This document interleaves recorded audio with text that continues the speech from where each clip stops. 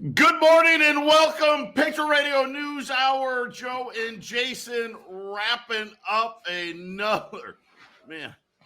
another crazy week in the month of March. The madness is here. I don't know if you caught any of the UCLA Gonzaga game last night. UCLA blowing them out at halftime, and then Gonzaga comes storming back. They've got the game won.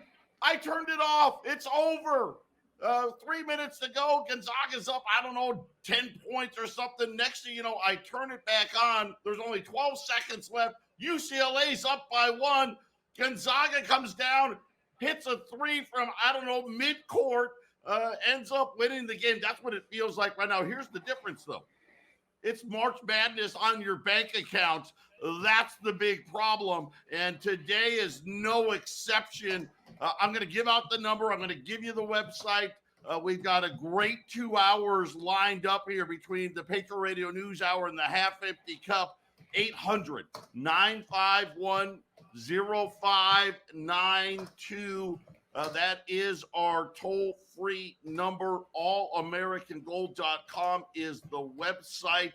And Jason, it's like a record March volume-wise happening in the gold and silver markets. And March is normally a really good month anyway.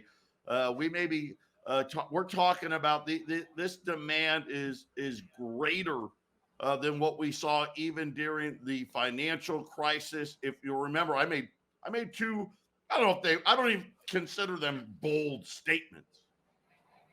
But remember on Monday when we heard about Deutsche Bank is going to now take over Credit Suisse. And what did I tell you? I said, you know what that's the equivalent to? That's the equivalent of Sears and Kmart buying each other. Remember when Sears and I forget who bought who. Kmart bought Sears, Sears bought Kmart. It didn't matter. Two crappy retailers doesn't fix your problem. And then, of course, I told you about Jay Powell. Raise rates if you dare, brother. I get it. I know you want to be tough, you weak little pansy. I told you all that was going to be a policy mistake. And lo and behold, here we come on Friday morning, and guess what? We've got an emergency meeting, Jason. Janet Yellen and all her minions are circling the wagons, and Deutsche Bank's credit default swaps just blew out, and now all of a sudden they're wondering, do we need another bank rescue? Well, I just watched The Big Short again recently. I like to watch it regularly because it kind of prepares you for stuff like what's going on right now. And, Jared Vennett, he was completely convinced that the whole thing was fueled by stupidity. I think I tweak it a little bit. I think it's corruption fueled by stupidity, and I think that's a lot of what's going on. We're seeing a lot of dumb things being done, and I think the corrupt part, Joe, is I think somewhere up there in the ivory tower, they know what's going to happen, and so we got to figure out. Is the Fed actually going to keep chasing? What if inflation is really, really, really going to get bad? And so that would make what the Fed did this week make sense. But I mean, Joe, like we keep saying over and over again, there's not a good place to go. Someone's going to lose and lose big. And right now it looks like banks are just going to go flying out the door. It's a fire sale on banks, right? I'm going to say this right now. This is not complicated. This 08 was complicated.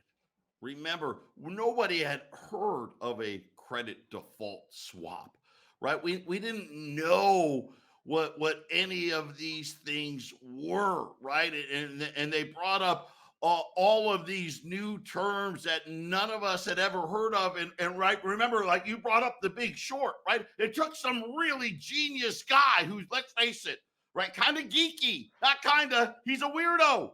Right? He knows it. He'll tell you, but he's really, really smart to figure out what was actually in this stuff. No one knew. And remember the rating agencies, they were slapping AAA. It's AAA, AAA, AAA. And it wasn't even the worth the paper it was printed on. This time, It's not that. They're right when they say it's not like the financial crisis. They're absolutely right. Because this time it's really simple math. And I hate to say it, but it is true. And I said this to Jason this morning. Here's the realities. Every day that goes by, this number gets bigger. The other day, it was at 1.8 trillion. I can guarantee you today, it's over 2 trillion and rising. What is that number? That number is the unrealized losses that are sitting on the balance sheets of these banks. And it's easy to figure out. It's not hard. It's not complicated. We're like, well, what is that? What is that derivative? What is that synthetic, right? That's what synthetic mortgage-backed security and this and that. No one knew what it was. No. It's not that here. The simple answer is every bank right now as it sits is insolvent. Period. It's insolvent. And it's not hard to figure out. Now, it would require a run on the bank to prove that it's insolvent, but this is what we have. And now all of a sudden, just think about this nonsense. Think about the lying, cheating, and stealing they've done from us. Remember, Dodd-Frank, they promised us, oh, we have fixed too big to fail. Next time, we'll just close that bank and it'll be wonderful. There'll be no systemic risk. We can't even let a $100 billion bank go under, much less Deutsche Bank. Yeah. How much gold and silver do you have? Because whatever it is, it's not enough. Patriot Radio News Hour. We'll be back.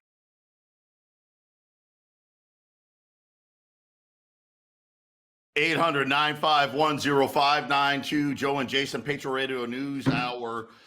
Quick look here at the markets. The Dow is down about 300 points.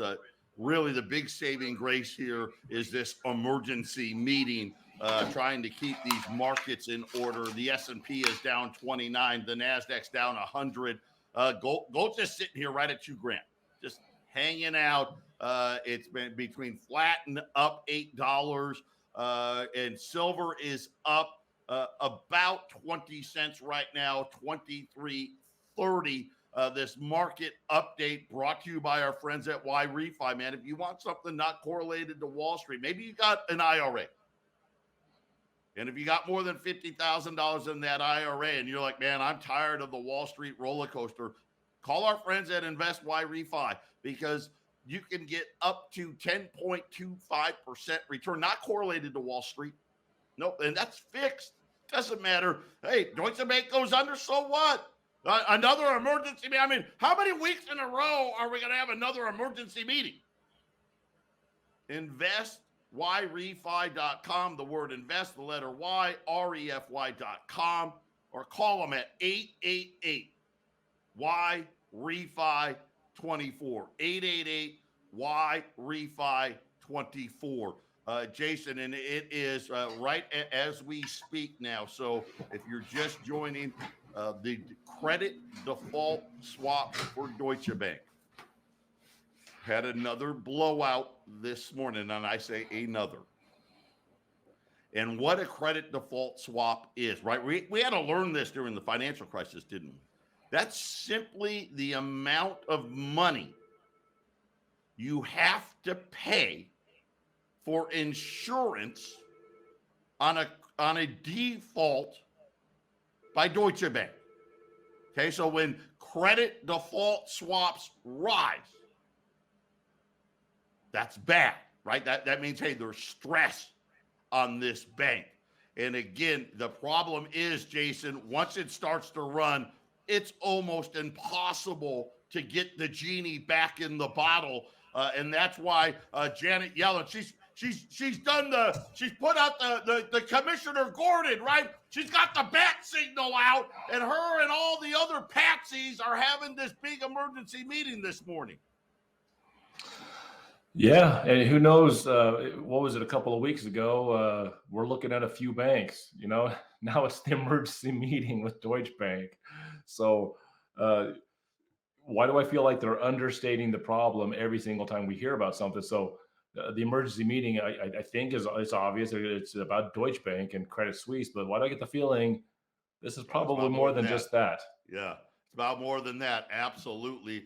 They're calling it the Financial Stability Oversight Council. Yeah, yeah. That doesn't that make you feel good? Where was this council? Where were you guys? Where were you 3 weeks ago? Heck, where were you 6, 8, 10, 12 weeks ago when all of this was happening with Silicon Valley Bank? The meeting, go figure, closed to the public. Yeah, you see, you're not allowed to know. Remember the clip we played when the FDIC was having their meeting and they were changing the rules? And one of the people he was obviously a minion. One of the minions stuck his hand up and said, "Hey, boss, hey, do you think that we should let the public know that we don't really got any money? And, technically, we say it's insured, but, is it really?" And do you remember the guy's comment? "Oh, no. We don't want to tell them." And then the minion put his hand back up. "Boss, but what about the rich people? What about the rich people?" He said, "Oh, don't worry about them. They've got staffs. They've got people. Don't worry. We're going to send their people an email. And they'll check out. They'll know. They'll know. They'll be fine." Of course, guess what? They didn't do anything about it. And so what happened? Janet Yellen wrote along and said, all you billionaires, your money's guaranteed. The rest of you, not so much. So now all of a sudden, think about this. 3 weeks ago, I told you, man, they better come out with the bazooka. And here's the problem. These people have no common sense. They really don't. Listen, Janet Yellen has never had a real job in a day of her life. She has been a government employee her whole. Listen, don't get me wrong. The woman is smart. Too smart. But they sit there and they read their little articles and oh, God, well, let me study this and I'm going to get out my books and I'm going to read about what they say. And then they make a decision that according to the book, well, this should be enough. This should work, right? And then, of course, what happens? They make this big announcement. They pat themselves on the back. Say, man, God, avoided that one. And then all of a sudden, within 24 to 48 hours, Jason, guess what? Everyone else, hey, I read that book. That guy's a moron. Keep shorting the stock. Yeah, Joe, it's it's a little bit of a shell game. They look over there, don't look over here, sort of thing, and we'll try to fix it when you're not looking, right? There's too many people looking now, right, Joe? It's like an embarrassing situation in a public place. You hope that nobody's looking, but by the time the first couple of people see it, then pretty soon the whole room's looking at you. And I don't know how how they're going to shore this up. Because it just looks like it's getting worse by the minute almost, right? Almost by the hour, by the minute, it's getting worse. The size of the gun keeps getting bigger, doesn't it? Right? It started out, think about Silicon Valley Bank, Signature Bank. Man, if they could have just stopped it right there. Right? But then it was Credit Suisse. Now it's Deutsche Bank, right? And the list just goes on and on. We went from a few banks to 20 banks. Okay, well, it's 189 banks. Well, now how many banks is it? How many banks is it now? 300, 400, 500, 1,000? All of them? Right? We don't know. None of us know. And here's the funny part. They don't want us to know. This meeting is closed to the public. Not only that, Jason, they didn't even tell us what time the meeting is. We have no idea. They can be meeting right now. They can be meeting in an hour. They said that they also would not say whether or not they would release any statement after the meeting. Usually if there's no timing on the meeting, that means that they're probably going to be in there for a while, and they don't know if it's going to be 30 minutes, 1 hour, if it's going to be 5 hours. That sounds pretty serious. If you can't even say what time the meeting is, you can keep it a secret and, hey, we're going to secretly fix it. But not giving the time of the meeting, Joe, means to me that they don't know how long this may be, an all-nighter, maybe all the way through the weekend. We got problems. There's no doubt about it. And I don't know about you. Do you have any confidence? Seriously, do we have any confidence in Janet Yellen? Do we have any confidence in Jay Powell? Between the two of them, the Fed's balance sheet went from $700 billion to $9 trillion. They've tried quantitative tightening, both of them. Failed miserably. Matter of fact, guess what? The Fed's balance sheet blew up by another $100 billion yesterday. I think we've totally erased all of the quantitative tightening that he's done. Of course, they haven't admitted that policy's going to stop. I wonder if it's bad enough. Are we going to get an emergency rate cut? Could that be possible? Could we get an end to quantitative tightening? Could that happen? I don't know. I mean, what do you do at this point? Well, I think printing money is definitely on the table. They're going to be giving money to wherever it needs to go. But I lost confidence long ago in the whole system when I bought my first ounce of silver, my first ounce of gold, Joe. I can't even remember how long ago I lost confidence in the whole system. It's been a long time. I'm here to try to get people to understand how bad it is. And it's a day like this, Joe, that people should really listen to common sense people. That's like, look, we don't make the rules. We don't have enough sway by ourselves to do anything with this system. So you got to protect yourself. You got to do the one thing you can control, yourself in your own home, and fix your own stuff, Joe, right? Because you need to build up a nice big turtle shell to weather the wolves out there trying to eat all the other animals up. Anything could happen here. I have no idea. I truly don't know if they do. If they came out and said they're ending quantitative tightening, if they said we're going to cut rates as an example, I mean, could we see gold up 100, 200, 300? I mean, that's all possible. Could they come out and try to say everything's guaranteed, all the deposits are guaranteed? I don't know what is going to come out of this. But again, remember, this is not the financial crisis. And when you hear people say that, they're right. Now, for them, they think that makes it better. It actually is worse. The financial crisis was complicated. We're like, what? Synthetic credit default swaps and all these, but what are CDCs and ABCs and all this other nonsense? This is just simple. Hey, you guys bought a bunch of treasuries and mortgage-backed securities, and you only need to sell them if you have too much money leaving your bank in a given day. And right now, money's leaving all the banks. Well, except, the big banks are still getting some. I wonder how much longer that's going to continue. If people start pulling their money out of the big banks, now we got a different problem, don't we? But here's the simple math. When you sell those securities, Jason, they're losers. Right. To the tune, right? We knew about 24 to 36 hours ago, the unrealized losses were 1.8 trillion. Then the Fed hiked rates.